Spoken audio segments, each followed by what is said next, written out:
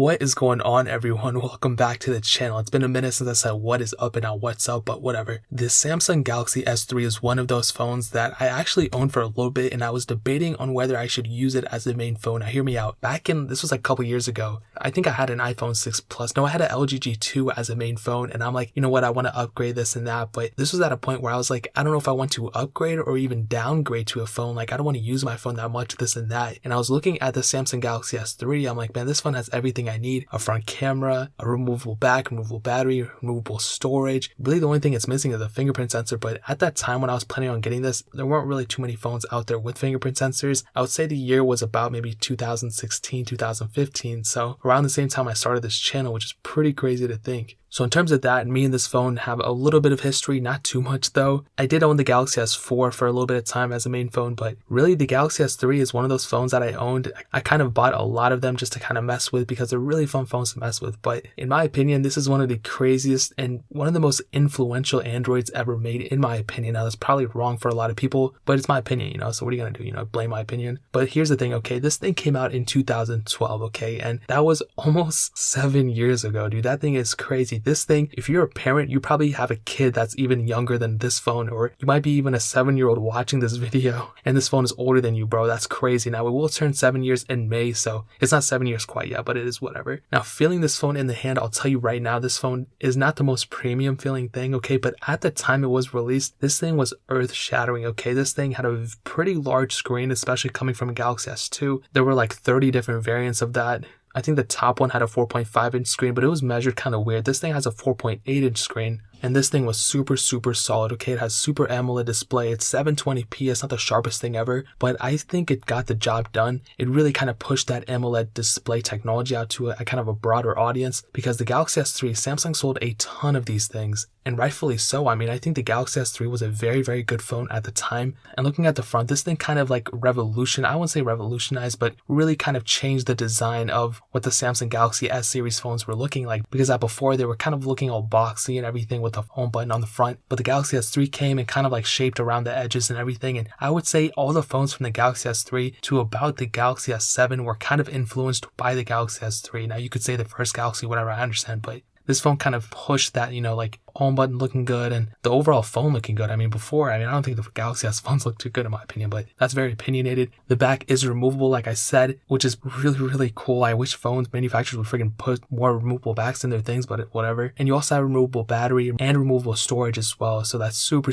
cool. A lot of phones don't have those things anymore, but I'll kind of go into more details about that in a second. But that's pretty much the outside of it. Headphone jack and micro USB port on this phone as well. So pretty much this phone, I think in terms of the looks, it doesn't look the greatest and doesn't feel the greatest anymore, but at one point it definitely was a super high-end phone. Now, in terms of software, this thing started off with Android 4.0.4 Ice Cream Sandwich, which is super crazy to say it was that long ago. And this thing did get an upgrade to Android 4.3 Jelly Bean. Now, here's the thing, okay? Obviously, if you get this phone now, don't even plan on keeping it stock. You're going to be so outdated. It's like the most unsecure thing ever. So I would totally 100% recommend rooting it and custom ROMing it, as I always say. Now, from what I'm seeing, there's not a lot of development community behind this thing anymore. But from what I've seen, there's still quite a bit of ROMs that kind of a lot of people made in the past that are still pretty decent. So there's a lot of Lineage OS 14.1 ROMs out there for some variants. Don't go over and just flash a random custom ROM on your phone. You have to make sure it's your right variant. So Android Nougat, this is 7.1.2 ROM, which is still kind of outdated, but hey, it's better than nothing. I think there's some talks of a Lineage OS 15 ROM, which could possibly already be out. I have no idea. As far as I know, I don't know if there's the Android Oreo ROM, but definitely there's a ton of Android Nougat ROMs out there. I would 100% recommend you to upgrade to that, even though it's still outdated. It's better than what this phone was released with and what it has up to stock now. So really, even in terms of the custom ROM community, you're kind of outdated too, but hey man, this thing is a relic, so I'll kind of give it a pass there. So in terms of software, you're extremely outdated, but hey man, it is what it is. For a phone released in 2012, I kind of have to factor in the age when I'm looking at the software or anything. But in terms of the performance of this phone, I'll tell you the specs and I'll kind of go into more detail in a second. This thing has an Exynos 4412 quad, whatever chipset that is, a quad-core CPU, and 1 gig of RAM. Okay, now what I'll tell you is that at the time when I was looking at this phone, I think like 2014, I was kind of looking at upgrading. I had an Nexus 4 at the time, and I'm like, man, I'm probably going to go get a Galaxy S3. They were selling for around $100 at the time, and I had to save up a lot of money to get that phone. phones, so I'm like, I might as well just buy it. I never ended up buying it at that time, but then I ended up buying one like a couple years later in like 2016 or 2015, I don't remember, and I was messing around with the performance and just looking at the apps and everything. I'm like, man, this thing is a speed demon. This thing can still handle whatever I threw at it, and this was probably in 2014, 2015. I'm so bad with numbers, but around that time, I was messing with this phone. I'm like, this phone is still very, very good in performance. It's crazy. And when I look at this thing now, it's a complete opposite, okay? This phone is not that good in performance. I don't think TouchWiz did it justice either. It just made it even worse. I think maybe if you're just kind of like messing around on very light usage, you might be able to be fine, but if you're even like a heavy user at all, you probably won't be able to use this thing as a main phone. But I don't think a lot of people watching this video are planning on using this as a main phone. I think they're just kind of like taking a trip down memory lane, and I'm right there with you. And that's why I kind of bring up what this phone did for me in the past, because in the past, this thing was a pretty decent spec,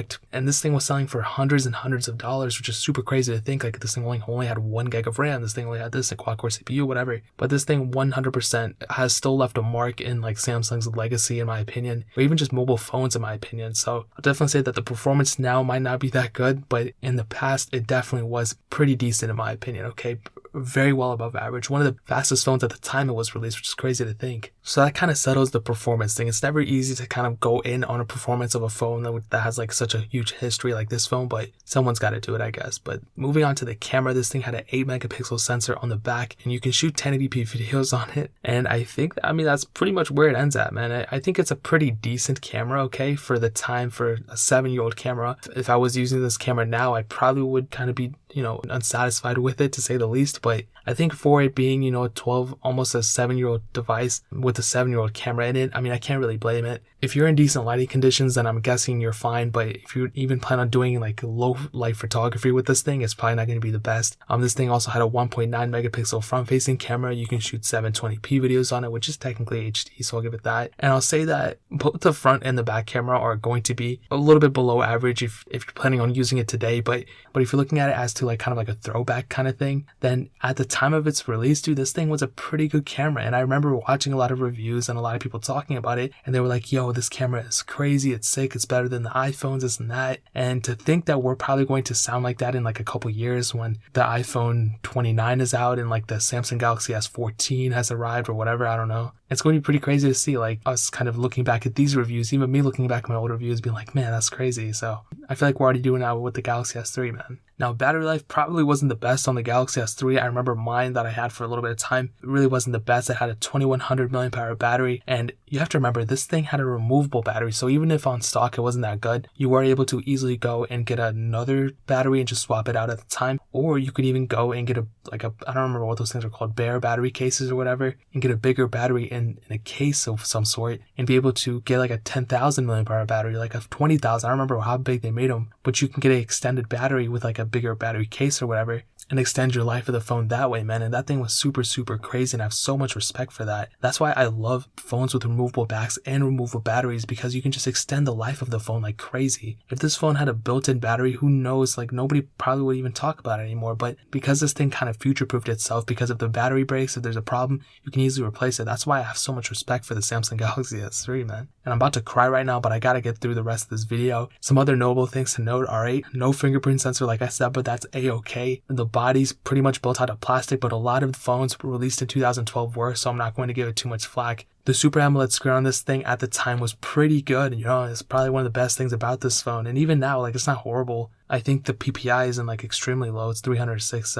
And this thing had a removable back, removable storage, all those different things. And what I'll tell you, man, is this thing still worth it? 100%, man. I would recommend anybody using this as totally joking. I don't want to go too hard on it, man, because look, this thing is a legacy. This thing is like a living legend. And even though I don't think anybody in the right mind should use this phone as a main phone, even on custom ROMs, I think that this phone definitely goes up there with like the iPhone 4, like a Nexus 4 or something like that. Like, nobody really should be using those phones anymore, but I'm not going to take away what those phones have brought to the marketplace. If we didn't have a Samsung Galaxy S3, our phone lineup would probably not look the same as it would if this thing was released, so I'm not going to take away what this phone brought, but at the same time, I have so much love for this phone. I have so much love for Samsung and iPhones and everyone, so I'm saying that we all just get along. And yeah, man, that's pretty much it, man. That's pretty much the Samsung Galaxy S3 in 2019. I think I discussed everything I had to discuss. If I missed something, hopefully you guys can leave some nice comments in the comment section or some mean ones. Tell me something. But regardless, I'd love to hear what you guys have to say. Do you think the Samsung Galaxy S3 was a worthy contender in the whole entire lineup of phones? Do you think it's still a living legend? Do you think it's not? Let me know in the comment section below. But hit that like button. That'll mean so much. But definitely hit that subscribe button. Every single subscriber that we get really does count. So it'll mean so much if you guys can hit that. Also, check out the other links down in the description as well.